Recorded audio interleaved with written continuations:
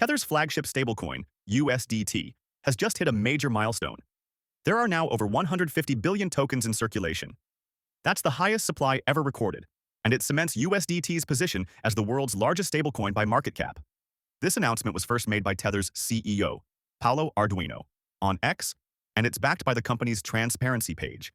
It's a sign of just how fast the stablecoin market is growing. USDT's rise is backed by strong profits too. In the first quarter of 2025 alone, Tether made more than $1 billion in operating profit. A huge part of that came from the interest earned on U.S. treasuries. Right now, Tether holds nearly $120 billion in those bonds. That's how they maintain their reserve strategy, which is built around short-term government debt. For context, Tether's closest competitor, Circle's USDC, has a circulating supply of around 60 billion. Other stablecoins like Sky's USDS, Ethereum's USD, and World Liberty Financial's USD1 are still under the 10 billion mark. Tether's next move is aimed squarely at the US market.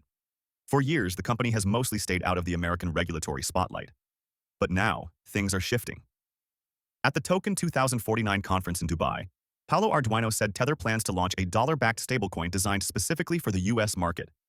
This new coin would be separate from USDT and built with US regulations in mind. According to Arduino, this domestic version will have a different structure, designed to comply with US laws. To make it happen, Tether is stepping up its lobbying efforts in Washington. That's where lawmakers are starting to push forward new rules on stablecoins.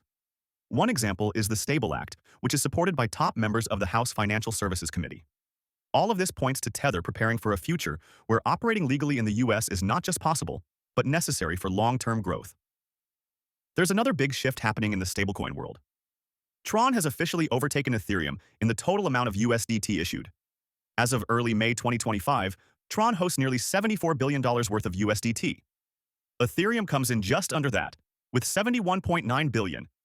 This trend started back in mid-2023. Since then, TRON has become the go-to blockchain for moving USDT. Why? Transaction fees. TRONs are much lower than Ethereum's, which makes it the preferred choice for big players like exchanges and institutions. In just the first half of 2025, more than $14 billion in new USDT was issued on TRON alone.